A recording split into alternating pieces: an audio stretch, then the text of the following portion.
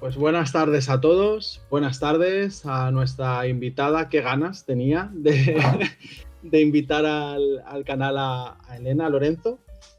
Ella es UX Researcher en King, graduada en Biblioteconomía y Documentación y actualmente, bueno, trabajas como User Researcher en King. King, para quien no lo sepa, es la empresa del Candy Crush, conocido mundialmente. Y bueno, Elena se define como una design thinker y amante de la tecnología, los videojuegos y el universo Harry Potter. Así es como yo creo que te podemos describir.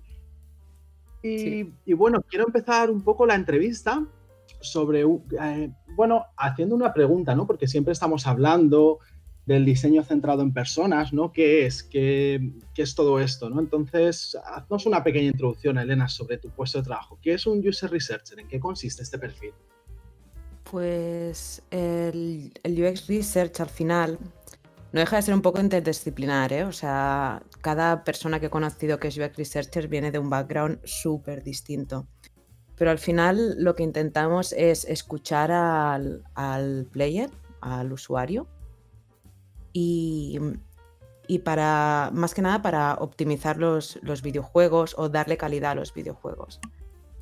Entonces, lo que nuestro día a día se supone en escuchar a esos jugadores y encontrar información de valor que pueda ayudar en el diseño del videojuego, ¿no?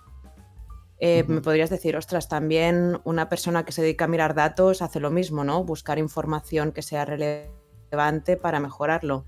Pues digamos que los data analysts o data scientists están más enfocados a ver qué hacen los usuarios y nosotros nos enfocamos al por qué los usuarios hacen lo que hacen. Aquí podemos distinguir un poco, ¿no? Entre quizá datos cuantitativos, que es lo que te da un analista, ¿no?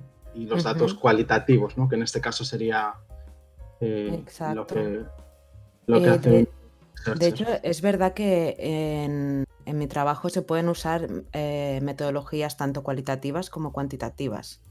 La cuestión es, yo me he decantado siempre hacia lo quali porque me genera mucha ansiedad cuando veo como 2000 personas han dicho esto o han contestado esto y cuando no sé el por qué me entra algo. Entonces, siempre intento tener las dos caras de la moneda, ¿no? Y hacer algo cuantitativo que luego se complemente con un cualitativo o a la inversa.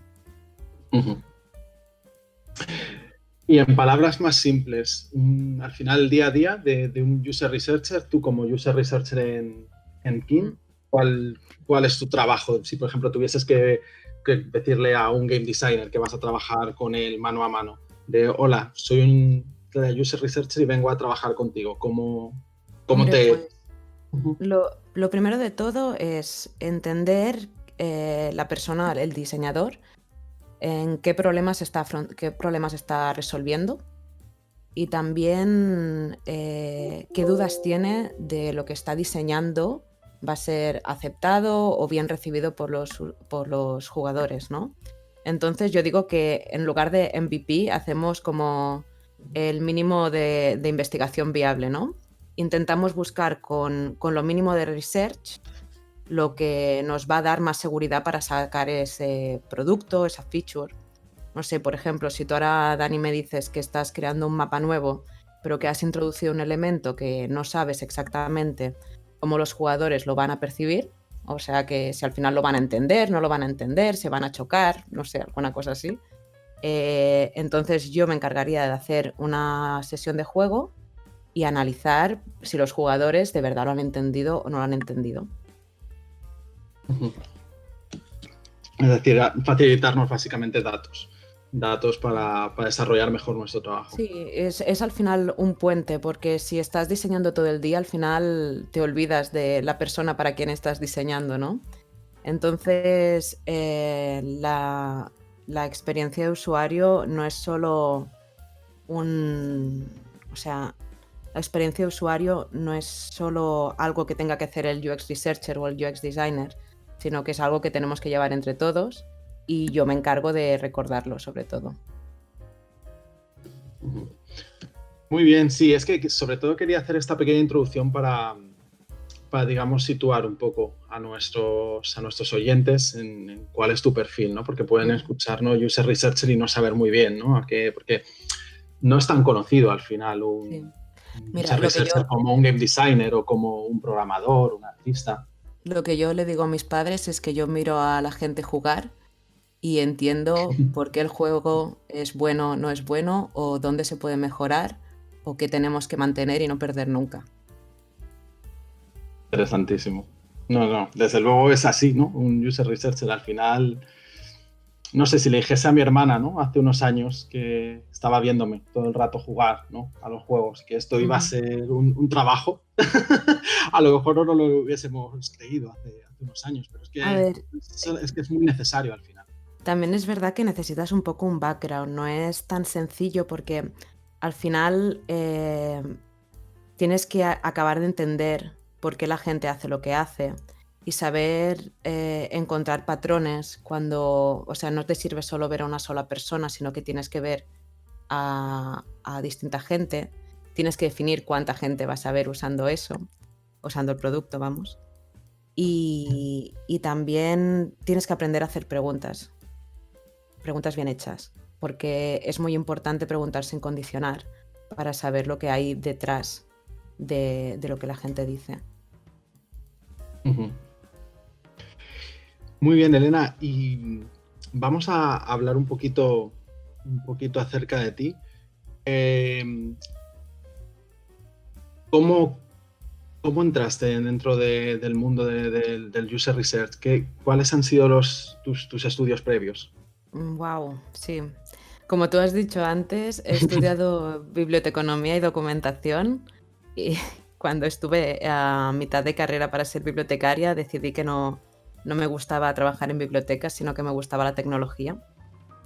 Y nada, a partir de allí encontré unas prácticas en una empresa sobre experiencia de usuario y me hicieron hacer un poco el salto, ¿no? Al final también, siempre digo esta frase, pero no sé si es del todo cierta, que Internet no deja de ser una gran biblioteca. Y es algo que el background me enseñó. Entonces, mi especialidad es la jerarquía de información, la arquitectura de información, los sistemas de navegación y todo eso me lo da la carrera. Ahora, cosas que aplique de lo que estudié a mi día a día, pocas, hay pocas.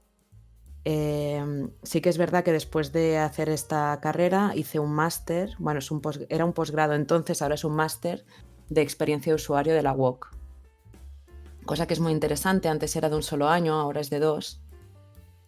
Y enseñan todas las partes, tanto para ser UX designer como para ser UX researcher. Y allí te puedes especializar un poco, sobre todo dependiendo de las optativas y del trabajo final de máster que hagas. Entonces, ese es mi background más reglado. Luego también es verdad que al conocer distintos tipos de empresas le vi mucho valor a trabajar en una consultora, que al final son muchos proyectos que entran y haces proyectos cortos, pero tocas un montón de sectores. Y luego decidí irme a otra empresa que era para trabajar más en producto. Y entonces tener la visión tanto de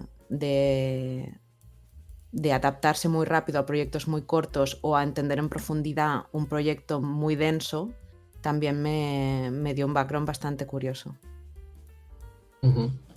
Sí, porque al final es todo basado, ¿no? en estudios de experiencia de usuario, es decir, de UX, no estudios en videojuegos. Y esto ya te ha dado un poco, ¿no? el empuje para al final saltar dentro del mundo de videojuegos o dedicarte pues, al user research, incluso en otras empresas antes.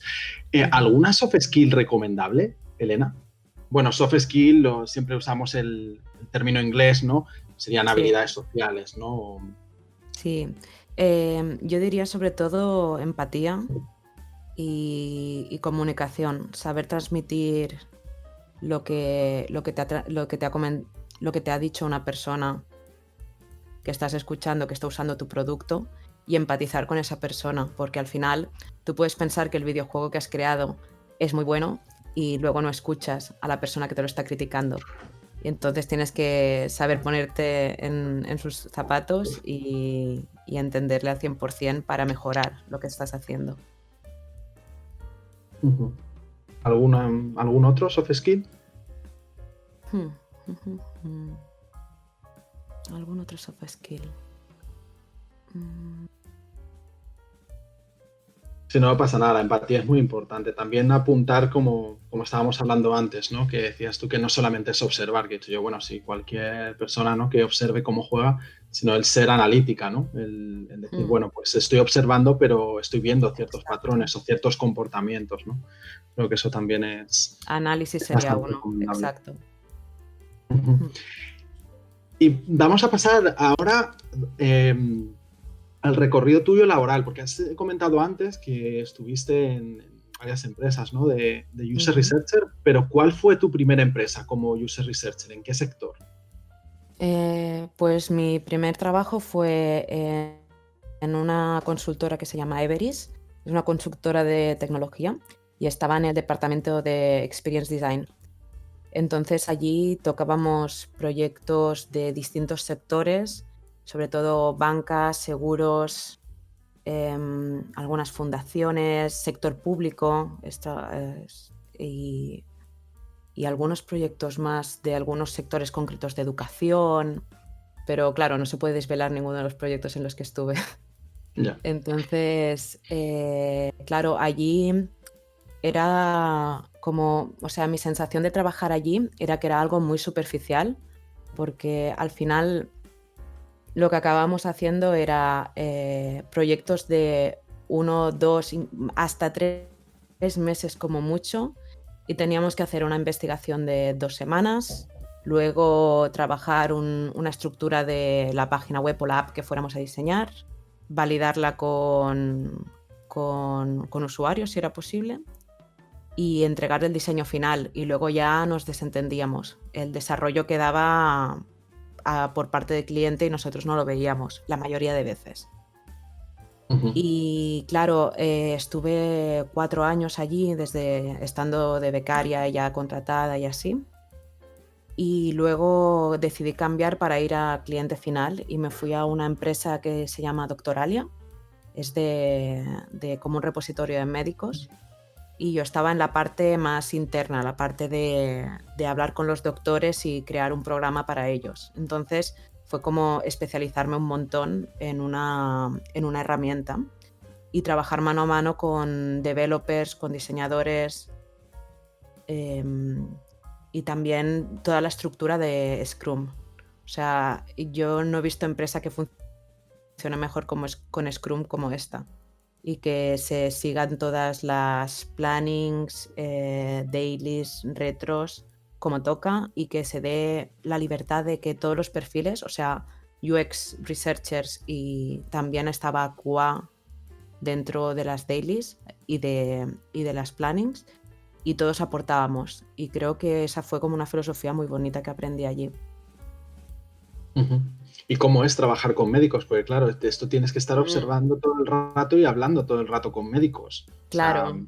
O sea, si ahora comparo jugadores con médicos, no hay color.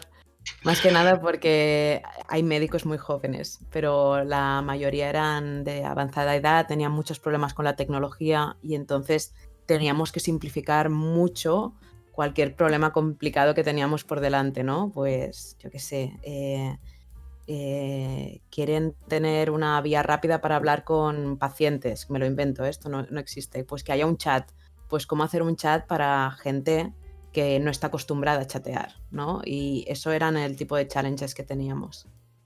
Ujú. Y aquí es donde viene la pregunta, Elena. ¿Cómo fue el cambio de doctores a videojuegos? Es decir, Uf. ok, ya no quiero trabajar más aquí o prefiero otros retos y me muevo de doctoral, de donde estabas antes, a aquí. Sí. ¿Dónde hace tic, ¿no? tu cabeza a la hora de Bueno, hacer esa decisión? Yo también fueron unos 3 años que estuve en esa empresa y siempre, o sea, yo soy muy inquieta, siempre me gusta buscar cosas nuevas y al final quería un cambio de sector, quería alguna motivación nueva y cuando en King vi la oferta de trabajo dije, ostras, pues a mí me encaja un montón. Siempre me han gustado los videojuegos. Es un sector en el que no tengo experiencia, pero creo que puedo compensarla con la experiencia de research que llevo ya de las 2 anteriores empresas. Así que fui al proceso. Fue muy curioso porque cuando en King te dejan subir tu currículum, yo también subí una presentación mía explicando como que yo era fan de Harry Potter y que sí, sí, tal cual. Y como 10 hechizos que había aprendido en mi vida profesional, ¿no? Y a partir de allí, supongo que el mostrar que había una parte más creativa y que creo que uno de los game designers que me entrevistó había trabajado en un juego de Harry Potter encima, pues allí hubo un poco más de feeling y me gustó mucho. O sea, dentro de la entrevista, al final les mostré todas las metodologías que yo hago para entender qué quieren qué necesitan los usuarios, ¿no? Y vimos que allí podía ver cómo podíamos crear algo interesante a partir de aquí, a partir del background que yo tenía, pues montar algo para videojuegos que sirviera. Hubo un proyecto también, porque esto fue hablando con Ana, que hay un punto también de la parte de experiencia de usuario, que no es solo con el producto final, sino que es una parte más exploratoria, ¿no? Y es ayudar a marketing, a producto, a negocio, a definir quién es la audiencia. Entonces, también estuve en un proyecto donde participé que se llama ¿Qué quieres hacer con tu vida?, que fue un estudio en el que pude participar poco, pero es precioso, que se trataba de analizar los jóvenes de España y entender las motivaciones que tenían, porque estábamos, o sea, como joven también, estaba muy harta en ese momento de decir que todo el mundo te decía los ninis existen, la juventud ya no sabe qué hacer. Y con ese estudio se dedicó a segmentar a los jóvenes y a definir cómo habían cambiado las ambiciones de los jóvenes al cabo de los años. Entonces, el haber trabajado en este proyecto también me abrió un poco las puertas para entrar aquí. ¿Tienes algo que puedas compartir de este proyecto? ¿Alguna web? Sí, claro que sí. Si lo puedes pasar por el canal de clase, la verdad sería genial. Bueno, y aquí, Elena, te has metido en un pantano porque te voy a preguntar, por supuesto, que cuáles eran esos 10 hechizos que nos has comentado. Bueno. Si puedes. Sí. Mira. ¿Qué has aprendido en tu vida profesional? Porque claro, aquí es la pregunta, ¿no?, que tengo, que es ¿qué aprendizajes, ¿no?, aplicas al trabajo actual tuyo que videojuegos que hayas aprendido en otras empresas? Así que creo que la pregunta esta de los 10 hechizos Sí, lo es. viene como anillo al dedo. Estaba buscándolo, a ver, para que no me pierda.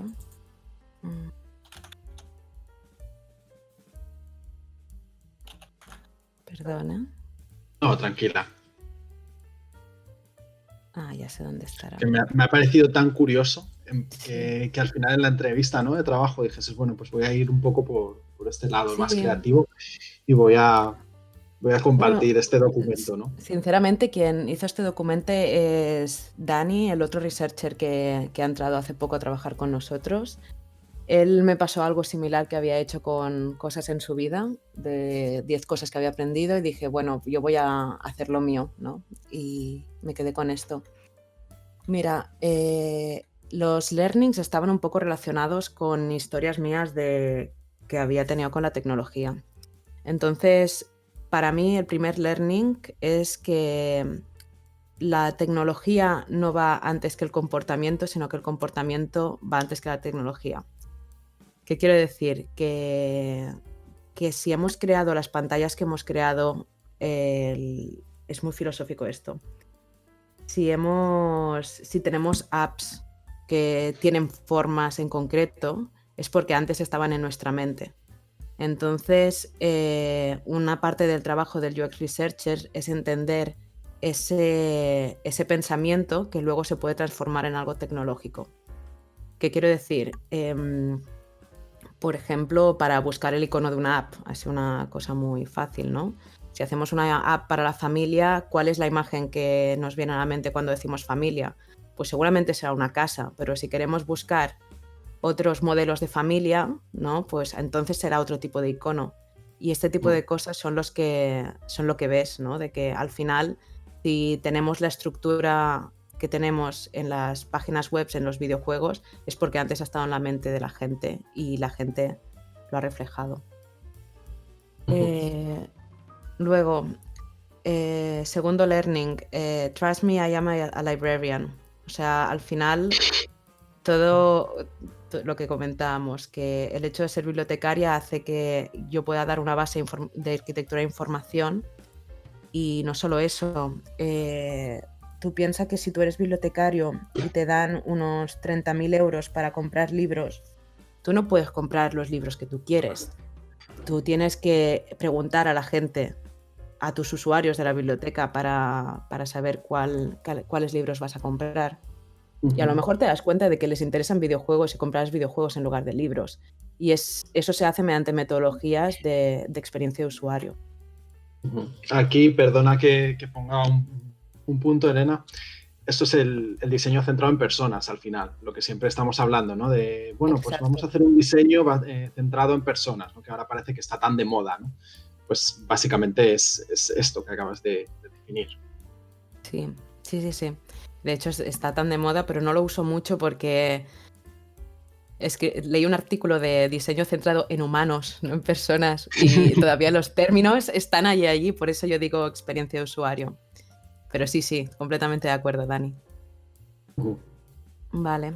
Un otro de los learnings era que al haber trabajado en consultora me ayudaba a trabajar bajo presión, que eso es más o menos mentira, pero puedo hacerlo.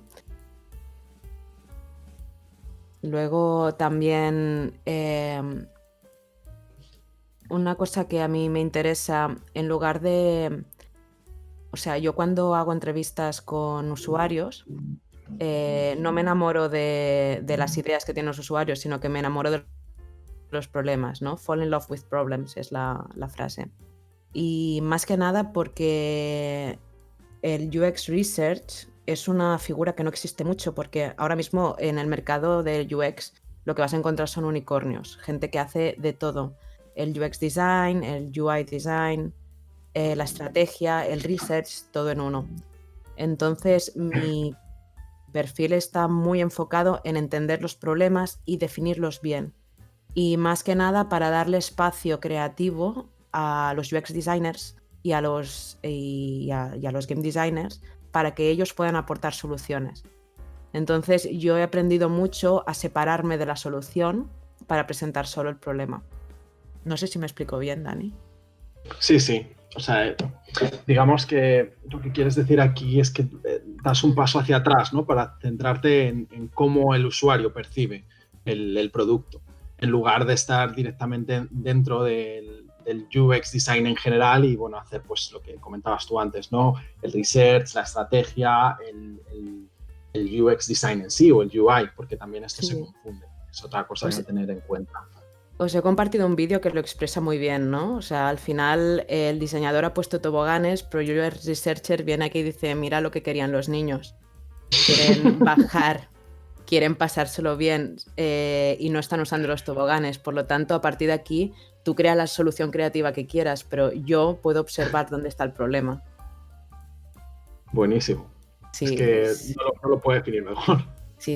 Es que es un poco para... Y hay una imagen típica de UX que es entender el camino del usuario y hay como un camino marcado en un jardín y luego un camino que cruza por la hierba, que está marcado. Y siempre dicen que la hierba es el UX, ¿no? La experiencia de usuario. Pero bueno, a mí me gusta más este vídeo, la verdad. Y no sé, quedan pocos, creo. Eh, Sobre todo también una experiencia es el haber trabajado en Scrum. Para mí es súper clave, Scrum y Lean. No sé si estos términos los conoce todo el mundo. Sí, defínelos un poco mejor, Elena, porque un poquito más a fondo, porque habrá gente que no sepa, ¿no? Del mundo Ujú. del UX design. Vale. Más que nada, o sea, esto es más de developers, supongo. Yo tampoco soy experta en la definición ni tengo un máster en nada. ¿Qué demonios es esto de Scrum, Kanban, Agile? Exacto. Yo cuando empecé a trabajar en los proyectos de tecnología, se trabajaba con un gran diseño que se tenían que definir todas las pantallas y luego todo esto lo desarrollaban developers durante semanas o meses. Entonces, cuando entré a trabajar en Doctoralia, yo me di cuenta de que se podía trabajar de otra manera y era separando las tareas en tareas más pequeñas y empezando por las que eran más pequeñas y resultaban menos coste, pero generaban más impacto. Entonces, para mí eso es Lean. Bueno, para mí eso es trabajar en Scrum, trabajar en, en un continuo desarrollo, ¿de acuerdo? De features pequeñitas, pero que tienen valor. Ujú. Luego, el Lean es una metodología para hacer también cosas pequeñas y ver el valor que tienen. Por ejemplo, si yo dentro de un juego he puesto un botón para una feature nueva o para unas skins nuevas y veo que nadie lo clica, significa que la gente no está interesada. En cambio, si veo que mucha gente va allí y le da ese botón, lo puedo traquear y decir, mira, la gente está muy interesada en esto, vamos a desarrollarlo. Y estos son los experimentos Lean que también me encargaba de hacer. Ujú. Con traquear, bueno, para poner un poco en contexto, ¿no? Traquear es el sistema, ¿no? Que se establece por detrás a la hora Analítica, de sí, clicar un botón o la analítica que al sí. final te informa a ti o al resto de diseñadores, ¿no? De, bueno, pues esto aquí sí que hay interés porque la gente lo está usando mucho, o sea, es el Sí. uso real de eso.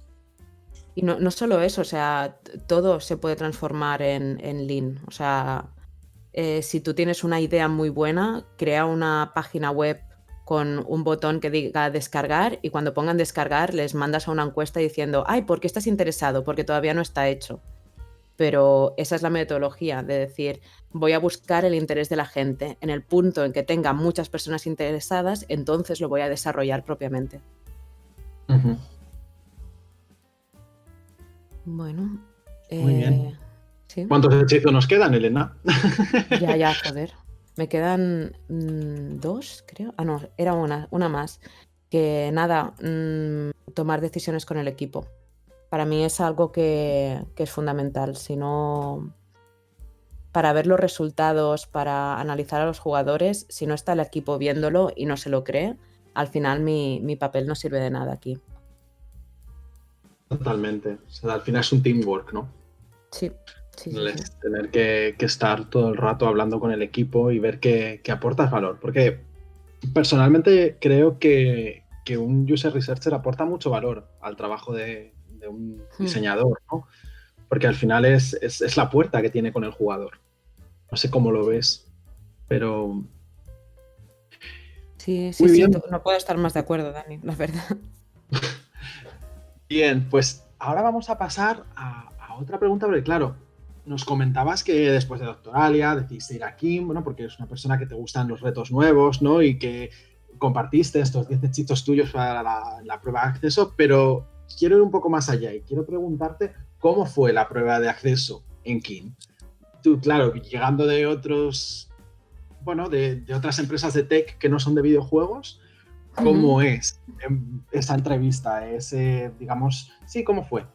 Cuéntanos un poco. ¿Cómo fue? A ver, es un proceso largo, con mínimo en King, no sé si en las otras empresas lo es o no, pero fueron como 7, 8 entrevistas, se alargó mucho en el tiempo y me pidieron un ejercicio bastante en profundidad para analizar un juego y hacer un test con usuario, que ese es un tipo de metodología que yo hago.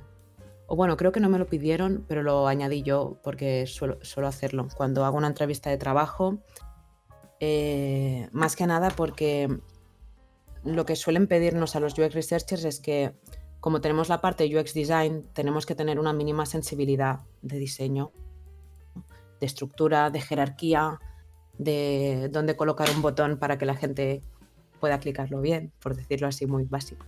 Entonces me pidieron que hiciera un análisis de uno de los juegos de King. Yo lo dije, pero dije que no me quedaba solo con eso, y entonces cogí a 2 personas que entraban dentro del target y que jugaban a videojuegos y les hice un vídeo haciendo un UX test. Entonces ellos tenían una serie de tareas que tenían que hacer. Yo les grababa y les iba preguntando sobre esas tareas, y al final pude generar un informe comparando los problemas que los dos habían tenido durante esas fases del juego. Ujú. Y este documento al final es lo que entregué como prueba de acceso, que convenció bastante. Y luego tuve que hablar con diseñadores, supongo que para ver que encajaba con el equipo, y con la UX Design Lead, que al final también fue muy burocrático, pero es algo que todos tenemos que pasar, ¿no? Hablar con managers. Ujú. ¿Alguna pregunta en la entrevista que te resultó curiosa o que quieras resaltar? Me preguntaron si yo me consideraba gamer. Y yo dije que, hombre, no súper hardcore, pero sí, obviamente, si me gustan los videojuegos, claro que soy gamer, ¿no? Pues ¿desde qué edad llevas jugando tú a los videojuegos, Elena? Es decir, No sé, yo siempre he tenido un drama, que es que en mi casa no me querían comprar consolas. Entonces, de pequeña éramos 3 mejores amigos. Uno de ellos era mi primo, que tenía la PlayStation en casa. Luego yo tenía el ordenador, que tenía algunos juegos que me conseguía mi padre, no sé exactamente cómo. Y luego en casa de mi otro amigo tenía la Nintendo 64. Entonces yo creo que desde los 4 ordenador, desde los 6 a la 64, no puedo recordar nada mejor que jugar a Super Smash Bros. Toda la tarde. es que es gran consola, ¿eh? Sí, sí, sí. Y bueno, que también, o sea, que también una cosa que conté en la entrevista es cuando me di cuenta de que la tecnología está mal hecha, por decirlo así, ¿no? Que la tecnología necesita a UX researchers y mejorar en base de los usuarios, ¿no? Justamente con los videojuegos que tenía mi padre en el ordenador, pues hubo un día que me dijo: Elena, ya tenemos suficiente dinero, nos vamos a comprar un ordenador nuevo mucho mejor. Y yo, bueno, papá, estoy un poco asustada porque, claro, los videojuegos, ¿cómo los vamos a pasar de un ordenador al otro? Y me dijo: no te preocupes, mira, tengo una cosa aquí que es un disquete y vamos a poner aquí todos los juegos.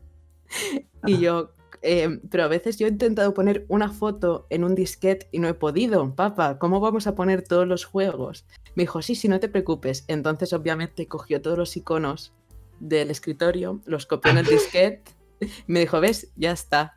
Y así es como me quedé sin videojuegos. Buenísimo. Claro, él Sí, sí. pensaba que con los iconos ya era suficiente, claro, copiando los Claro, iconos no había que hacer un proceso de instalación ni nada. Claro. exacto. Sí, sí. Y yo diciéndole: pero si hemos comprado CDs para poner los videojuegos dentro, ¿cómo puede ser que no? Bueno, entonces es cuando yo me di cuenta que aquí había que hacer algo. Y mira, que era súper pequeña, pero era como, tiene que haber un sistema de una de dos, o que la tecnología sea más fácil, o que haya tutoriales para gente mayor, porque no puede ser que pasen estas cosas. Por cierto, acabo de ver una Totalmente. pregunta sobre qué tipo de preguntas hiciste sobre el UX test que hiciste para la entrevista de King. ¿Qué tipo de preguntas? Ah, vale. ¿Qué tipo de preguntas hice en el UX test? Mira, hay una cosa muy útil que yo hago cuando hago los UX test, que es preguntar sobre expectativas previas, ¿de acuerdo? O sea, antes de que jueguen, yo les pregunto mira, ahora vas a jugar un juego de este tipo, ¿tú qué esperarías encontrar? Y que me digan 3 cosas, ¿no? Pues espero que este juego tenga muchos colores, o espero que este juego no sea tan fácil al principio, porque estoy harto de que los juegos sean fáciles al principio, o espero que tener un tutorial que me lo pueda saltar porque odio los tutoriales. Entonces me quedo con estas 3 cosas que han dicho, hacemos todo el UX test y cuando llegamos al final les digo, de acuerdo, de esas expectativas que me habías dicho al principio, ¿se cumplen o no se cumplen? Y así tengo como un poco de información fiable de lo que la gente tiene en mente si al final el juego lo cumple o no. Esa para mí es como la mejor estrategia para UX test. Y vale, y entonces cuando estás durante el UX test, yo te diría que la mejor pregunta es callar y ver lo que hace el jugador. O sea, el silencio al final, quedarte tú como observador en silencio y simplemente pedirle, ¿qué estás pensando? ¿Y esto por qué? Y cuéntame más. Y dime, ¿por qué has dicho eso? Y no hacer ninguna pregunta relevante, en el sentido de que si tú le preguntas, ¿qué opinas sobre el color de este puzzle? Es como, ya me estás condicionando a que piense en el color y te va a decir algo que ni siquiera lo ha pensado. En cambio, si tú dejas a la persona que hable y hable, te va a contar mucho más. Sí, esta es la famosa, ¿no? La famosa pregunta del user researcher. ¿Tú qué crees? ¿Qué piensas? Que es lo que estabas comentando antes. Y vamos a pasar ahora, Elena, a cómo es una semana de trabajo para una user researcher en King. Bueno, si tienes alguna metodología, algún framework, de cómo trabajas hasta donde puedas contar. Es decir, ¿qué es lo que más... O sea, ¿qué haces para hacer estas entrevistas a los usuarios? De hecho, os he traído un recurso súper chulo que lo voy a colgar en clase aquí. Lidia, me encanta el GIF que has colgado. Es una herramienta que han hecho researchers para trabajar en remoto, ¿de acuerdo? Entonces, las pestañas que hay en la parte de arriba son muy explicativas de los distintos pasos que hay que seguir, ¿no? Primero hay que planificar, que vas a testear. Entonces, me siento con las personas que están interesadas. Pongamos tu caso otra vez, Dani, o voy a cambiar. Por ejemplo, pues gente que está interesada en los sistemas, ¿no? de monetización, por decir algo, ¿no? De qué se va a pagar, que no sé de qué manera se va a pagar, que hay soft currency o hard currency. ¿Eso ya lo habéis hablado, Dani? Sí, ¿no? ¿A qué te refieres? Bueno, perdona, las diferencias de soft currency y hard currency, estas cosas. ¿Pero te refieres aquí en el canal? Sí, en el canal, lo digo. No sé. Pues no sé si ha salido en alguna entrevista o no, bueno, pero bueno, sea, puedes explicarlo, sí que es muy brevemente. Sí, la diferenciación de la moneda que se paga o la moneda que se consigue dentro del juego. Pues pongamos que nuestra hipótesis es esa. La gente entiende la diferenciación entre monedas. Entonces vamos a hacer una investigación para validar esa hipótesis o tirarla por el suelo y ver qué tenemos que mejorar. Entonces, pues eso, vamos a planificar. A partir de los problemas que yo encuentro, pues hago un guión. Y seguramente haremos un UX test, que es una de las metodologías para entrevistar a player por player. Y entonces, vale, vuelvo a empezar. Planificamos un guión. Sí, porque veo que ya me estaba perdiendo. Planificamos un guión. Allí lo que le hago es poner un listado de tareas. En estas tareas le pido, pues por ejemplo, compra una skin nueva, por decir algo, ¿eh? Y entonces tienen que hacer todo ese proceso. Cuando lo hago con 1, 2, 3 personas, yo empiezo a ver un patrón de que la gente está haciéndolo. A las 5 personas ya puedo ver que todos hacen más o menos lo mismo. Y normalmente yo hago 8 por si acaso, pero con 5 ya empiezas a ver que todo se repite. Y bueno, pues eso. planifico, hago el guión y luego hago un recruitment. Hago la parte de contactar usuarios. Es un poco complicado, sobre todo porque es difícil encontrar usuarios que encajen en tu perfil del juego. Por otro lado, obviamente, Friends and Family es súper bienvenido para empezar. O sea, es lo típico. Si este videojuego lo pueden jugar tus padres, significa que funciona. O que es fácil de usar. Pero eso. Hago el recruitment basado en el tipo de jugador, es decir, no pondré a un chaval de 18 años que juega al Fortnite para hacerle un test de Candy Crush, ni al contrario, ni un señor de 50 años que ahora le pondré un juego que no sabe ni controlar. Por lo tanto, es encontrar a esos usuarios, llamarles y concertar una cita para para llevar a cabo el research. Entonces, cuando llevamos a cabo el research, ahora que estamos en tiempos de COVID, todo es online. Bueno, claro, es que también vaya tiempo, ¿no? Para los user research. Anteriormente era como, hemos pasado por distintas épocas, con los UX researchers, a tener un UX lab con cámaras por todos lados que están grabándolo, tal. Ahora solo sirven online, desde nuestras casas. Se les manda un prototipo que puede ser unas imágenes linkadas entre ellas o puede ser el mismo juego. Y entonces ellos juegan desde casa, nos conectamos en remoto y ellos llevan a cabo las tareas que he puesto yo en el guión. Y entonces, de acuerdo, entonces hacemos esto con 5 usuarios mínimo y cuando tenemos todos los datos los analizamos y vemos todo lo que ha salido en común. Eso se prioriza y entonces se hablan los resultados con el equipo. El equipo será el encargado entonces de decir, y obviamente con mi ayuda cuando es bienvenida, de definir entre todos soluciones nuevas para resolver esos problemas que hemos encontrado. ¿Qué tal es la experiencia, Elena, de cuando se lo presentas? No, perdona, cuando se lo presentas al equipo, algunas reacciones o la experiencia, ¿no? De no sé si tienes alguna anécdota graciosa o no tiene por qué ser en Kin, puede ser incluso en otras empresas en las que has estado antes de Tech. Yo para mí las mejores respuestas son cuando es gente que ya ha venido a las sesiones. Entonces, una cosa es que yo lo diga porque lo he visto y la otra cosa es que la persona responsable de esa tarea esté allí para verlo. Y claro, pues ha pasado de todo. O sea, yo en empresas anteriores, incluso que me dijeran, esto no es así.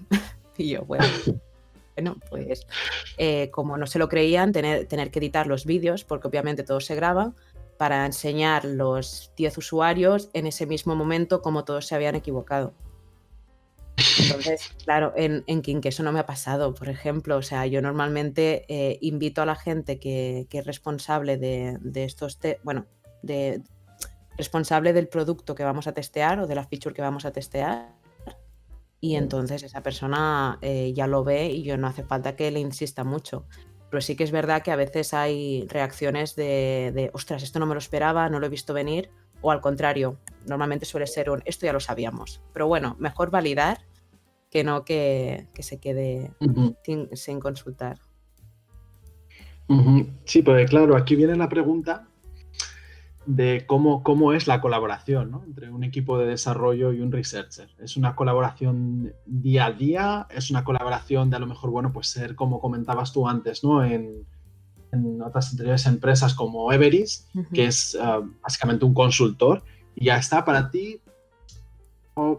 Para mí. Voy a hacer la pregunta, sí, voy a hacerte la pregunta más que cómo es, sino para ti, ¿qué es lo ideal? O en tu experiencia, ¿qué es lo ideal? Si ser un consultor externo o alguien que esté directamente trabajando mano a mano con el equipo de desarrollo. Yo creo en estar mano a mano con el equipo de desarrollo. O sea, es mi manera de ser. Pero también es cierto que a veces hay proyectos más transversales que no está mal que los escoja una persona de fuera. Me explico, si en algún momento, bueno, y eso puede pasar en todo, si en algún momento se quiere hacer un rediseño grande para el juego, de decir, bueno, o una season nueva que sea totalmente distinta a lo que ya teníamos, coger un equipo y investigar durante un mes fuera del día a día tampoco está mal, o sea, pero yo ya me he decantado por trabajar directamente con los equipos de desarrollo, que al final es lo que me gusta y es donde le acabo aportando más valor. Ujú. Y por otro lado, siempre hay que escuchar y hacer caso a lo que el jugador o el usuario opina, Mm. o Una hay, digamos, un punto de inflexión entre usuario y producto. Hay un par de cosas aquí. Ujú. Por un lado, los UX tests son UX tests porque usan el producto, si no serían entrevistas. Entonces, yo cuando hago los UX tests, yo no me quedo con lo que dicen los players, sino con lo que hacen. Por lo tanto, más que escucharle, hay que entenderle y hay que entender lo que está haciendo, no lo que está diciendo. Y Ujú. en segundo lugar, con referencia... Ay, ¿me puedes repetir la pregunta, Dani? Sí, Quería decir sí, otra cosa. básicamente lo que te estaba preguntando, Elena, es que si siempre hay que escuchar o hacer caso a lo que el jugador opina, ¿no? Que si el Mm, jugador dice que es A, pues tiene que ser A. Sí, O si hay un punto de inflexión, ¿no? ya me acuerdo. También hay un segundo dilema aquí, que es el dilema de ser innovador, ¿no? Cuando empecé en King me preguntaba muchas veces, si hiciéramos un juego únicamente basado en lo que dicen los jugadores, ¿cómo sería ese juego? Ujú. Y la verdad es que no tengo respuesta, no tengo claro si sería un juego que gustaría mucho, ¿eh? Porque, claro, o sea, al final no deja de ser como esa frase, ¿no? De si le pido a la gente que quiere, me dirán un caballo más rápido en lugar de un coche, ¿no? O sea, tuvo que haber un motor para sacar el coche adelante en lugar de querer un caballo más rápido. Ujú. Y eso va un poco también con la innovación y juegos nuevos. Si tú quieres hacer un juego nuevo, ¿querrás hacer algo parecido a lo que ya hay o querrás innovar y hacer algo nuevo? Entonces, para mí el UX design, el UX research tiene que estar todo el rato haciendo esta conversación entre, Ujú. entre lo que ya son convenciones y lo que la gente está acostumbrada y entre lo que queremos innovar y ser los mejores o los más nuevos en este sector o en esta feature o en este ámbito. Ujú. Y respecto, aquí lo voy a enlazar un poco con la pregunta anterior que te estaba haciendo, Elena. Y Ujú. tú cuando tienes alguna entrevista, ¿no? con los usuarios, ¿cuáles son tus preguntas favoritas? ¿Qué es lo que más te gusta preguntar? O de la manera en que te gusta preguntarlo. Mm, Me gusta mucho preguntar por el contexto de uso. Quiero decir, si juegan, en qué momento del día juegan, de qué manera, vestidos de qué manera, hablando con quién y entender muy bien el entorno, no solo el momento en el que están jugando y cuál es la relación con la pantalla, sino lo que hay alrededor. Ujú. Me gusta también basar las preguntas en experiencia previa, ¿de acuerdo? Porque si les pregunto qué es lo que querrían en un juego, ellos me harían la carta a los reyes y acabaríamos con una lista de cosas para desarrollar que no terminarían nunca. En cambio, si baso las preguntas en experiencia pasada, de acuerdo, jugaste a estos juegos, ¿cuál es la mejor cosa de tal juego? Entonces ellos tienen un marco donde me pueden dar respuestas válidas porque lo conocen, no se lo están inventando. Ujú. O sea, es decir, por ejemplo, me gusta mucho, no sé, cuando en este juego subo de nivel y me dan este reward. Tú Ujú. preguntarías en qué juego específico has visto esto, por ejemplo. Sí, o sea, imagínate que Intento decir, mira, lo que poníamos ejemplo antes de la hard currency, soft currency, de pongamos que decidimos ser innovadores y la soft currency son unas gemas moradas y la hard currency son unas gemas doradas, ¿vale? Morado y dorado. Y entonces les preguntamos, o sea, nos damos cuenta que como todos son gemas, pues que no ven la diferencia y que se lían y no saben cuáles han pagado con su propio dinero y cuáles han conseguido jugando. Venga, tenemos este problema. Pues yo no les preguntaría, ahora que... Y si ves que no las puedes diferenciar, ¿cómo te gustaría que fueran de diferentes? No, eso yo no lo preguntaré. Yo lo que le preguntaré es, ¿en juegos anteriores has visto alguna diferenciación que sea mejor que esta? Y entonces yo aprendo de su experiencia pasada, no aprendo de sus deseos. Muy buen consejo. Claro, porque desear es gratis al final, claro. Sí. O sea, yo te puedo decir que quiero que la hard currency sean dragones, porque cuando yo pago visualizo un dragón y no, o sea, yo quiero que me digas, no, es que en otro juego eran barras doradas de oro y yo relaciono el oro con pagos. Ah, vale, pues eso me parece más razonable. Muy bueno. Muy bien, pues vamos a pasar a otras preguntas. Vaya regalo que has dejado por aquí por el canal de clase con el documento este de Excel del toolkit para User Research. Recomiendo a todos que le echéis un ojo. En el canal clase lo tenéis porque merece mucho la pena. Muy bien, Elena, pues eres gamer. Entonces, aquí viene una de mis preguntas favoritas de la entrevista. Tus 3 juegos favoritos de todos los tiempos. ¿Y por qué? ¿Qué decisiones de diseño los hace especiales? ¿O hace que te guste? Wow, Dani, eso es complejo para mí, pero bueno. O sea, yo los voy a escoger porque son los que he jugado más. En primer lugar, el que ya he dicho, de Super Smash Bros. Creo que es un tipo de juego que a mí me gusta mucho porque no tengo que pensar. O sea, el ataque no es lineal como podría ser en el... Ay, coño. En el Assassin's Creed, que tienes que luchar uno a uno cada persona y al final es como un baile lento que a mí me agobia más que disfrutarlo. Y en cambio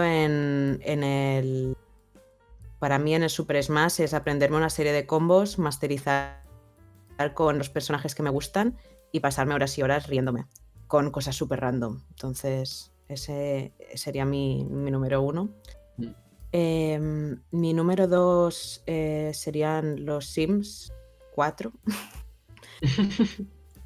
que también he dedicado muchas horas porque tengo mucha pasión por el diseño, me gusta mucho la simulación y creo que han conseguido de verdad traer mucha diversidad a un entorno que, si habéis jugado el Sims 1 o 2, pues estaba como muy estancado. Y el hecho de que tenga ahora comunidad también es un detalle, porque la gente puede compartir los diseños. Entonces ahí se ha creado un círculo súper bonito. Y nada, el tercero, Monkey Island, supongo. Oh, wow. Sí, es uno de los primeros juegos que jugué, porque mi padre me decía que era lo mismo que leer un libro, entonces que lo podía jugar las horas que quisiera. Más que nada porque no teníamos drivers de sonido, entonces solo lo leía. Sí. Y me parece que es una historia genial, muy bien hilada, y que son puzzles súper complejos que todo el mundo debería jugarlo al menos una vez en la vida, sin guía, sin manual. Desde luego. Muy bien, y ahora esta pregunta da la vuelta. Los 3 peores juegos o el juego que no te termine de gustar, que digas, bueno, pues este juego no, estas decisiones que han tomado aquí de diseño es que de verdad que no me gusta nada, me frustra. No he encontrado ningún juego que diga que no me gusta, videojuegos, claro.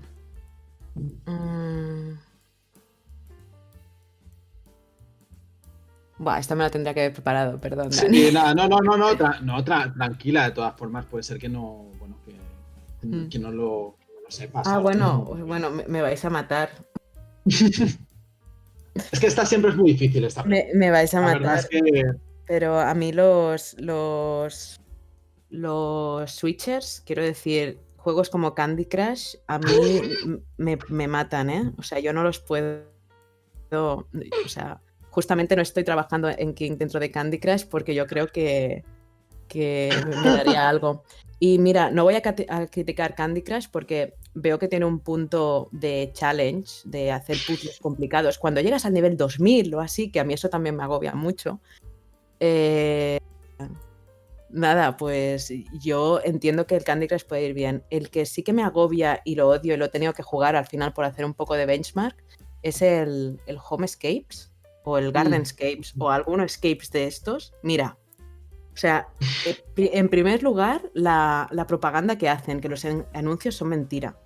Y que te encuentras con. O sea, yo pensé, ay, mira, hay unos puzzles aquí que parecen chorras, pero yo cuando veo un puzzle en un anuncio tengo que terminarlo. Entonces dije, voy a descargarme el juego y lo voy a probar. Y nada. Para empezar, tienes que hacer como 50.000 cosas para que te salga el primer puzzle. Yo ahí ya estaba aburridísima. Veo el primer puzzle y encima es fácil. Y yo, mira, o sea, estaba esperando un punto de challenge aquí y tengo que hacer como 1000 mierdas para al final ni tener eso. Y entonces me los instalé. Bueno, es que además suscribo un poco lo que has comentado antes de estos juegos, del Gardenscape y el Homescape, la publicidad, pero bueno, no sé si podéis googlear, ¿no? Pero ha habido una polémica muy fuerte ahora mismo con que los anuncios de ciertas aplicaciones que salen de estos juegos no tienen nada que ver a lo que es el juego al final. Exacto. Entonces, claro, entras a un juego que, pues eso, no es para nada lo que te están anunciando y bueno, pues es un poco... No quiero usar la palabra estafa, pero Pero va por ahí. Tiros. Sí. Muy bien, esto no me lo esperaba, Elena. O sea, de verdad que no me lo esperaba para nada esta respuesta. A mí me ha gustado muchísimo, pero... Bueno, o sea, yo cuando entré a trabajar en King pensé, bueno, cuando las entrevistas yo pensaba, por favor, que sea para Babel Witch, por favor, o que sea para otro juego que no sea Candy Crush, por favor. Pero bueno. Bueno, pero a ver, es que sobre gustos no... Sí. No hay nada, sobre gustos no hay nada escrito. Al final, King es una empresa que hace mucho tipo de juegos. Exacto. Así que... Muy bien, pues la siguiente pregunta, Elena. ¿Algún tipo, consejo? Bueno, para los que se quieran dedicar a este mundo, ya un poco dentro del mundo de los videojuegos, ¿no? Porque nos has estado comentando antes lo de los hechizos, pero ya son consejos, ¿no? Que hayas aprendido dentro del mundo de los videojuegos que puedan servir, ¿no? A todos estos estudiantes o bueno, usuarios del server que, bueno, que quieran dedicarse a la industria de los videojuegos.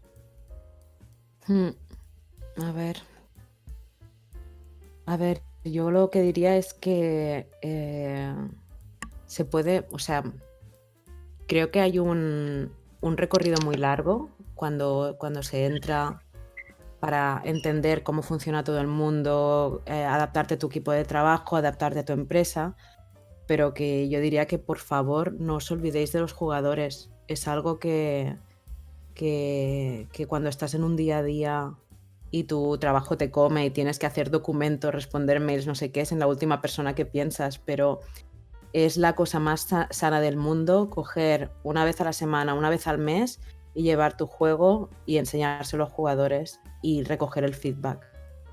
Más aplicarlo, obviamente, implícito.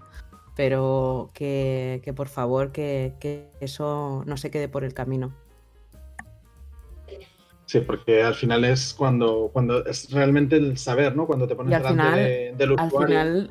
Al final es lo que da valor, porque yo conozco gente que eran level designers y que añadieron un test de usabilidad en su tarea, ¿sabes?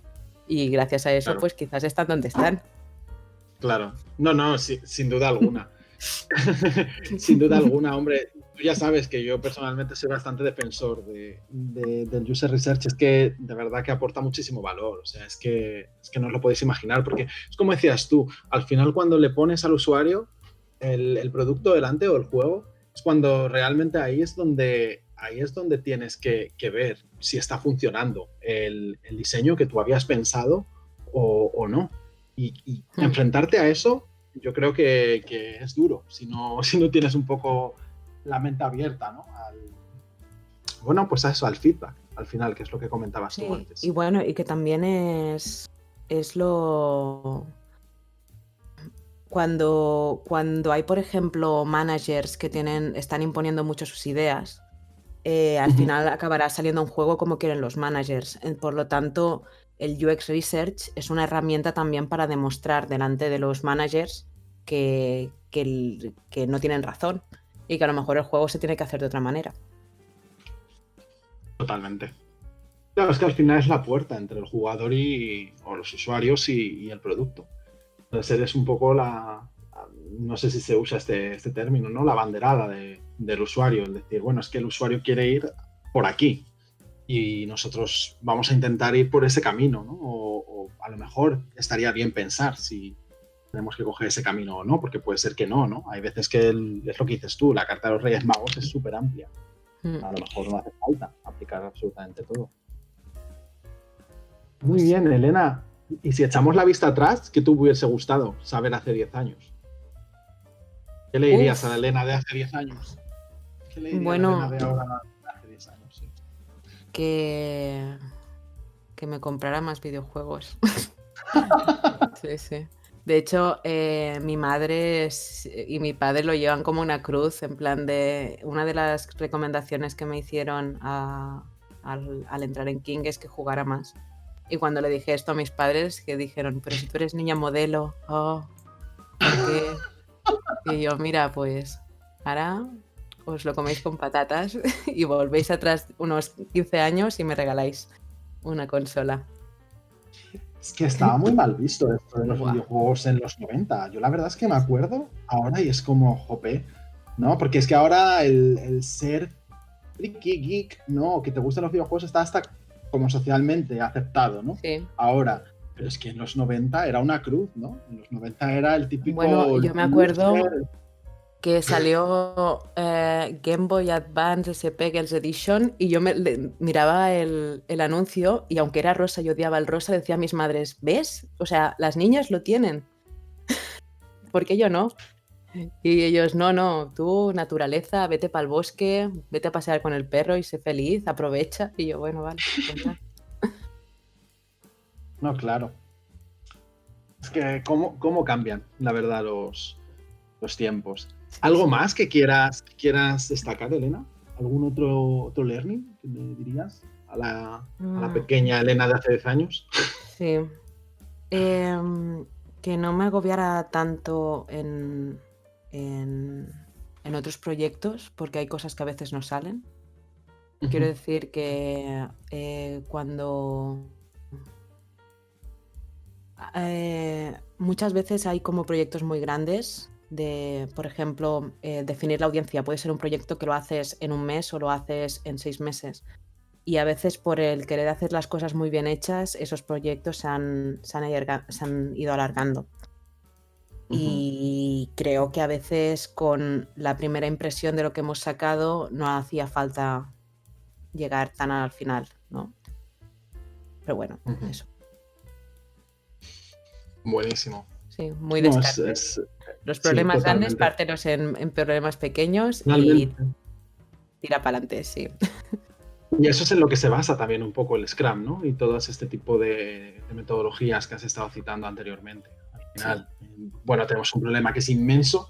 ¿Cómo podemos partirlo en pequeños problemas para ir, bueno, si te tomas la sopa de golpe, como suelen decir, pues a lo mejor te sienta mal, pero si vas viendo la sopa, ¿no? A pequeños sorbos, pues realmente ahí es donde puedes afrontar bien un problema. Ay, me gusta esa metáfora, Dani. La sopa. Exactamente, me he imaginado ahí atragantándome. La sopa de los problemas. Oh. Totalmente. Muy bien, y bueno, Elena, si alguien estuviese interesado, alguien que te está escuchando ahora, que la has abierto, la has iluminado, le has iluminado la mente, ¿no? Y está interesado en tu campo y y en tu especialidad en concreto del User Research. ¿Qué le aconsejarías que se formase actualmente? A ver, yo diría que hay bastantes cosas sobre la mesa. La putada es que no hay ninguna carrera universitaria específica en eso. Siempre va bien tener un background de psicología, antropología o tecnología también. O sea, es que la verdad es que cualquier background puede ser bueno. Luego hay másters, que yo estudié el de la UOC porque era el más barato. Eso es así. O sea, no. Y obviamente me encontré con muy buenos profesionales, pero ese era mi motivo de peso. Y también hay otro máster en la Facultad de Biblioteconomía y Documentación que lo hacen cada 2 años, que es más genérico. Es para formatos... ¿cómo era? Sistemas y formatos digitales o algo así, pero también es muy barato por ser un máster. Y no solo te enseña UX, sino que también te enseña la parte de SEO, de SEM, de más de gestión de páginas web. Y eso está guay, la verdad. Y en tercer lugar, decir que también hay un montón de bootcamps, un montón de escuelas de negocio que están haciéndolo. Y la última persona que contraté venía de un bootcamp. Entonces, para mí fue como, ostras, la han formado muy bien. Siempre va bien tener un buen background para compensar el bootcamp, que al final el bootcamp son, pues eso, serán 3 meses, como 2 clases la semana, como muy intenso, pero al final no deja de ser un curso que has hecho muy rápido. Entonces, Claro, siempre hay que saber complementarlo. es que ahora, claro, utilizamos el término bootcamp, ¿no? Pero un bootcamp al final es un cursillo, ¿no? O un curso en... Sí, es un intensivo. Sí. Vale. Sí, es más o menos para ponernos un poco en contexto a todos de qué es un bootcamp. Acabo de ver una pregunta aquí. ¿Hemos empezado ya con preguntas, Dani? No, pero ya que acabas de contestar la última pregunta ahora mismo, que era esta, podemos pasar directamente a preguntas, así que mira. Sí, contesta la que ibas a veo comentar. la pregunta de Pau, ¿crees que para ser user researcher es bastante necesario comprender la audiencia? Ser más bien una persona que entienda a la gente y que pueda comprenderlos. Muchas gracias. Pues sí, o sea, yo creo que el comprender la audiencia es el primer paso. O sea, piensa que el UX Researcher puede estar antes del desarrollo y después del desarrollo. Entonces, el comprender la audiencia va antes, ¿no? Si tú quieres definir un juego, puedes tener la idea, pero estaría bien que entendieras para quién te diriges. Y esa parte de comprender la audiencia es lo importante. Una vez que has hecho el juego, tienes que volver a esa audiencia para enseñárselo y ver que de verdad lo saben usar todos los sistemas bien, saben usar los controles bien, navegan bien por los menús, todo esto. No sé si se ha explicado bien. ¿Falta algo, Dani, de aquí? ¿Pau? Vale. ¿Pau? ¿Te ha contestado bien? ¿Hay algo más que quieras preguntar respecto a esta pregunta? Bueno. Ok. Está muteado, vale, ok. Vale, había una pregunta antes, Elena, que es bastante importante. Además, Lidia lo estaba apuntando aquí por el canal de clase. Que Joan y Adrián preguntan, ¿cómo se hacen esas preguntas? Las preguntas a los usuarios. Queremos ejemplos de buenas preguntas que no condicionen, ¿no?, a los jugadores. Has comentado lo de preguntas. ¿Cómo se decide? Esto es lo que comenta Joan y Adrián. Vale. Ya he dicho un tip bastante importante de preguntar por la experiencia pasada y no la futura, que para mí eso es como la madre de los corderos, sobre todo. Entonces, ¿cómo se formulan las preguntas? O sea, me gustaría quizás, o sea, voy a responder algo que a mí me parece bien, pero no sé si ha sido Adrià o Joan que lo han escrito, que pongan un caso de uso, entonces buscamos la pregunta que toca, porque si no es como muy, muy genérico. Vale, entonces, yo cuando genero estas preguntas, primero pongo un escenario. Entonces, incluso dependiendo de lo que vayan a usar, yo le digo, bueno, y aquí están tus datos, y le entrego los datos, ¿no? Imaginemos que queremos probar un nivel nuevo solo se desbloquea cuando eres nivel... O sea, perdón. Vamos a suponer que queremos testear un mapa que se desbloquea cuando llegas al nivel 30, ¿de acuerdo? Pero esa persona nunca ha jugado al juego o ha jugado y está en otro nivel, ¿no? Pues vamos a pedirle que haga este ejercicio de abstracción, ¿no? Y le digo, este es el escenario. Llevas 3 semanas jugando, ahora eres nivel 30 y tienes tanto de dinero para gastar en tal. Y ahora en esta pantalla has terminado de jugar y han aparecido cosas nuevas. Dime qué es lo que ves, ¿de acuerdo? Y entonces, cuando la persona te explica lo que ve, cuando le has dado un contexto, ya se sitúa. Y entonces pueden hacer esa tarea que al final es desbloquear ese nivel, ese mapa, por ejemplo. Y vale, ese sería otro ejemplo. También he dado otro tip que era lo de preguntar por expectativas al principio, no al final, ¿de acuerdo? O sea, no tiene mucho sentido preguntar al final, ¿este juego era lo que te esperabas? Si no se lo has preguntado al principio sin haber visto el juego. Muy importante eso, claro. Sí. Luego, voy a compartir también la Honeycomb de... importantísimo. Sí, el UX Honeycomb, ¿no? Sí.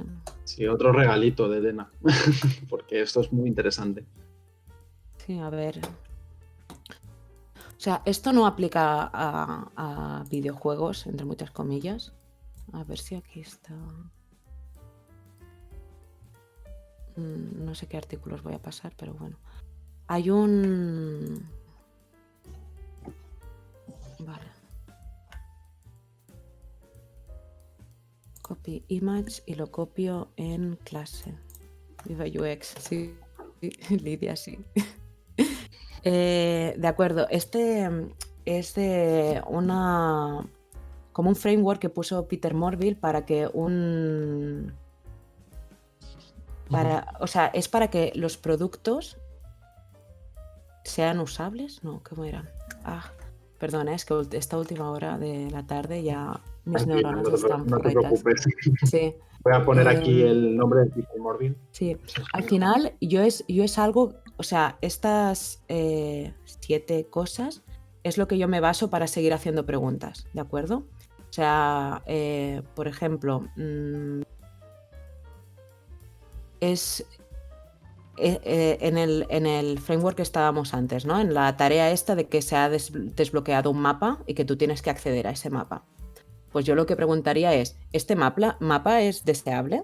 ¿Este mapa es accesible? ¿Es creíble? O sea, tú cuando ves esta imagen, ¿tú crees que vas a poder jugar dentro? ¿Te aporta valor o es un mapa que es parecido a los otros mapas que ya hay? ¿De acuerdo? Es fácil de encontrar, ¿no? Entonces, obviamente que no son exactamente estas palabras, pero este es lo que yo tengo en mente cuando formulo las preguntas, que son como las 7 cosas que me pueden ser útiles. Más, os iba a preguntar, ¿cuál es la que falta para videojuegos? Muy buena esta. Porque aquí falta una que si estás testeando un videojuego tienes que tener en cuenta. A ver si alguien participa en el canal de clase. Buah. ¿Pan? Dice Pau. Muy bien, Pau, venga, Gumetler. Qué bien, qué rápido. El otro día igualmente estaba hablando con un game designer, con Paul, ¿cómo se llama? Paul Stefanov. Sí. Sí, que creo que estuvo en Farmville, de hecho, pero bueno, ya hablaremos de eso. Y me dijo que lo del fan no le gusta, porque obviamente no hablamos de fan cuando juegas algunos videojuegos. Y él me decía, ostras, yo que soy de juegos de videojuegos de coches, claro, mi mujer cuando me oye gritar me está diciendo, tú no te lo estás pasando bien, ¿de acuerdo?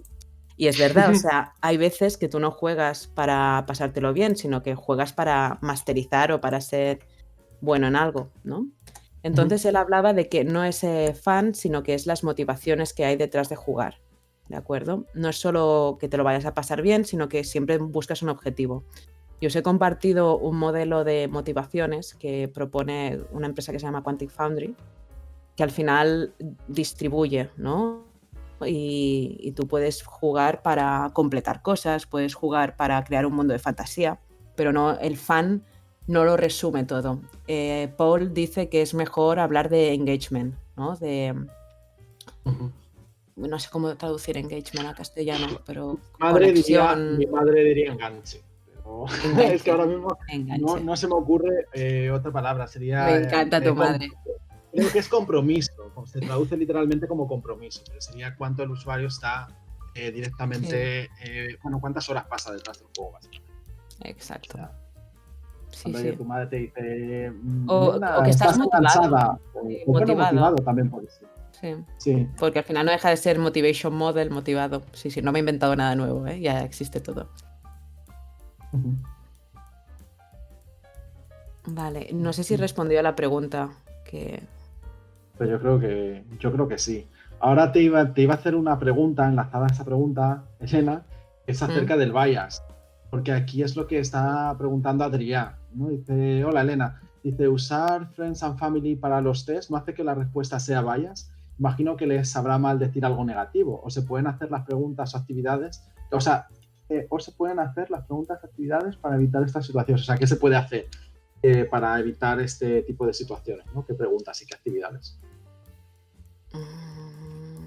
A ver, yo te diría que depende del proyecto. Obviamente, si estás empezando, pues Friends and Family te puede servir. Si puede ser que sea sobre todo gente que juega al mismo tipo de juegos que estás creando.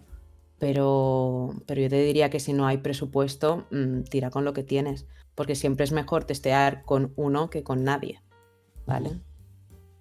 Y algún tipo de bias, pues claro que va a haber, pero lo dicho, o sea, yo priorizaría antes el darlo a conocer que no el bias que puedas tener de allí.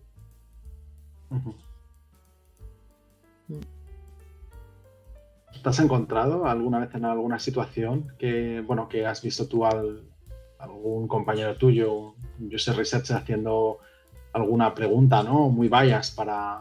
Sí, a todos nos pasa en algún momento, ¿sabes? Simplemente al siguiente UX test lo corriges, pero a todos nos pasa de decir, ostras, ¿qué te parece que el botón de Discord que pone nuevas notificaciones sea rojo? ¿Sabes? Y es como, no, o sea, yo tengo que preguntarle, ostras, ¿cómo te enteras dónde están las nuevas notificaciones de Discord? Y entonces dice, ay, sí, mira, hay un botón rojo, pero le estaba dando ya yo la respuesta, ¿vale? Entonces lo veo, digo, oh shit, y a la siguiente lo cambio.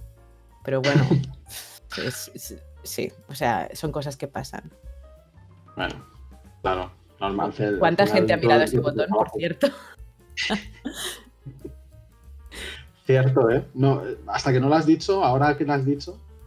Pues eso es lo que pasa, yo te he condicionado para verlo, pero si yo te hubiera preguntado, Dani, ¿tú cómo te enteras de que recibes nuevas notificaciones en Discord?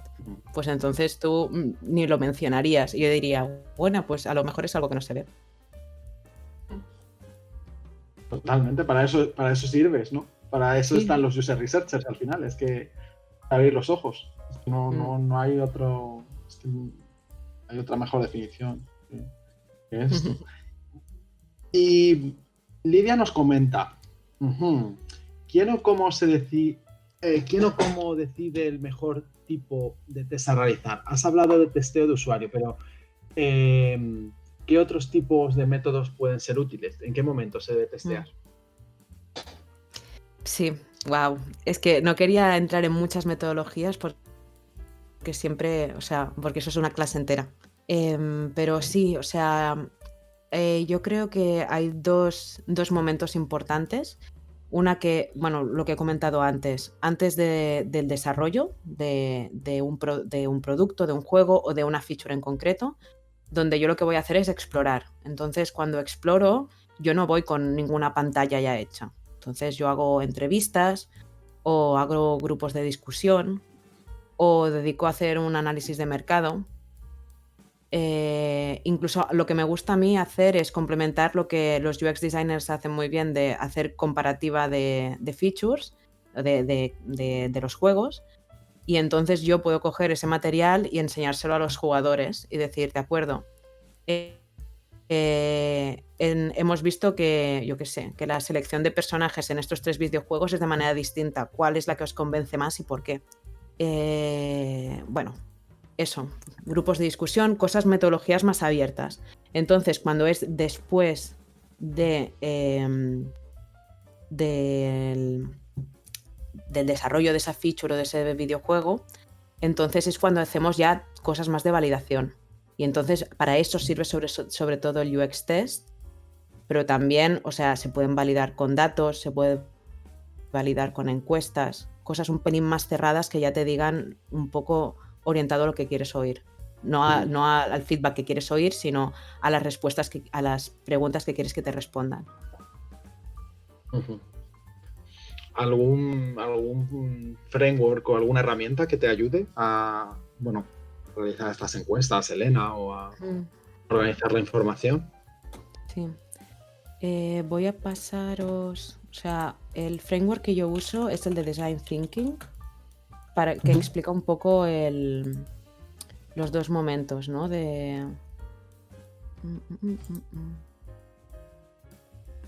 Estoy copiando la primera imagen que he encontrado, pero no es la más relevante esta. Esta es la clásica, que no es la más bonita, pero bueno. Estoy en clase, vale. O sea, este es el framework sobre el que trabajo. Yo sobre todo estoy en la parte de empatizar y de testear al final. Pero esto es un proceso en el que debe creer toda la empresa porque todos estamos metidos, ¿no? O sea, en las entrevistas, en el shadowing, en cosas más abiertas que yo pueda entender la gente que necesita, entonces podemos definir los problemas, que es el verde. Luego, cuando hemos definido bien los problemas, luego pasamos a trabajar con los diseñadores y a crear las ideas. Más los desarrolladores o los diseñadores mismos crean un prototipo con el que yo luego puedo testear. Y esto como que es iterativo, es un ciclo. Y entonces, referente a metodologías, Lidia... has comentado, perdona Elena, que te haga aquí una pausa, has comentado el shadowing. ¿Qué es el shadowing exactamente? El shadowing es algo que no se puede hacer en tiempos de COVID, pero es seguir a alguien en su día a día para ver en qué momentos juega, de qué manera juega, y obviamente le pides permiso y tú estás con esa persona. Entonces, imagínate que testeamos un juego, yo qué sé, el Pokémon Go, pues yo me iría a pasear con esa persona. No le haría venir a mi oficina para que jugara al juego dentro de mi oficina. No, es que nos iríamos a caminar y yo vería en qué momento se para, a qué le presta atención, todo eso. O sea, tú podrías incluso ir a casa de un usuario y verle jugar o verle estando o verle, pues jugar al ordenador o un día a día en su rutina y para qué usa la tecnología, ¿no? Exacto. Supongo. Sí. Tal cual. Interesantísimo. De hecho, yo nunca los he hecho hasta llegar a esta casa. Yo solo los he hecho pues en el entorno de trabajo, pues como dije que estaba trabajando en médicos, pues de quedarme una mañana entera viendo cómo recepcionistas hacen su trabajo, que es una locura, deberían estar mejor pagadas. O también en centros comerciales que nos pedían cómo era la experiencia de comprar en una grande superficie del estilo de MediaMarket o IKEA o así. ¿No? Entonces seguíamos a la gente cómo hacía la compra. Y eso es el shadowing, ser la sombra de esa persona. Wow. Es muy entretenido, la verdad es que si en algún momento tenéis la oportunidad, es cuando le ves el valor de entender el contexto y no solo la herramienta. Muy bien, pues no sé si hay alguna pregunta más o hay algo más que quieras anotar, Elena. Sí, hay un libro que se llama Games User Research que salió hace un par de años, creo que era de 2018. Y dentro encontré esta imagen por internet. A ver si la puedo copiar. Porque ahora mismo no encuentro la fuente. Os la puedo poner aquí, es donde salen todas las metodologías. No puedo. Me caches. Vaya. Ujú. Vale, acaba de compartir Alex por aquí el libro. Se llama Game Sí. User Research. ¿Verdad que vale? Sí. Y tienen una web con unos cuantos recursos. A ver. No sabía yo que había salido un libro específico de Yo lo User tengo Research. desde que entré a trabajar de esto. Es mi Qué Biblia. bueno, qué bueno. Sí, sí. Y además está muy bien porque cada persona hace, exacto, workbook. Cada persona, o sea, espera, ¿cuántos son? Unos 20 capítulos, creo. 31 capítulos y cada capítulo está escrito por una persona distinta. Y además todos tienen un background súper interesante. Hay desde gente que tiene 15 años de experiencia a gente que está estudiando para un doctorado. Y está súper bien. Interesante. Vale, lo tengo. Bueno, esto puede servir de libro de referencia incluso para chavales que están ahora mismo estudiando en la universidad, que están con sus proyectos finales, y a lo mejor estos proyectos del año que viene o cuando se pueda otra vez volver a esto de las jam, ¿no? De las ferias de videojuegos donde muestran sus proyectos. Ellos son en ese momento, ¿no? Los user researchers. Al final ellos ponen el proyecto suyo delante del público y tienen que ver cómo reaccionan a ese proyecto o ese juego o producto. Entonces aquí es donde quizá este libro les sirve de cabecera a la hora de realizar esto. Sí, totalmente. Y he pasado, la imagen está cortada, pero es que no me deja copiar la imagen entera, pero está en el link que he mandado. Entonces aquí se diferencian todas las metodologías de User Research y en el eje de abajo que pone Visioning, Design, Release, Post-Release, si os fijáis es un poco el mismo framework que Design Thinking, ¿no? En plan, entender, diseñar, prototipar y validar. ¿De acuerdo? Entonces están aquí un poco todas las metodologías que hay repartidas en el tiempo. Que hoy hemos hablado del testing y del focus group un poquito, de las entrevistas, pero poco más. Hay un montón de cosas para... O sea, es una larga carrera y muy divertida y entretenida. Así que apuntaros, chicos. Nos daría para hacerte una segunda, tercera, cuarta entrevista. La verdad es que el mundo del research es apasionante, sinceramente, y es lo que dices tú, es súper divertido. Al final ver cómo los usuarios reaccionan y llevar los reportes, ¿no? al final al equipo y decir, pues mira, lo que tú estás pensando no es al 100% lo que tú crees. Es muy interesante. Muy bien, pues reflexionar, sí. Muy bien, pues son las 8:02 ya, así que vamos a concluir la entrevista. Elena, muchísimas gracias. Es un perfil interesante, ¿no? Sino lo siguiente, diría, y de verdad que muchísimas gracias por estar aquí, muchísimas gracias por todos los recursos que has compartido. La verdad es que parece que han venido los Reyes Magos, porque es que has dado un montón de recursos por aquí, por el canal. Hombre, yo lo intento y nada, que Dani, nos falta gente, o sea, mi jefa siempre dice no hay UX researchers de videojuegos, o sea, así que por favor, las personas que se quieran apuntar, que me lo digan. Totalmente, es que es verdad, es que al final es un perfil que está empezando, yo creo ahora. Sí. Entonces quien tenga interés en esto es un momento fundamental, así que... Yo siempre digo que el UX es un poco como lo que era el marketing en los 80. O sea, en los 80 cuando empezaban a hacer marketing era como, bueno, esos que nos hacen publicidad, no, es otra cosa. Y el UX es otra. Y ya se estabilizará cuando pueda. Bueno, cuando llegue el momento.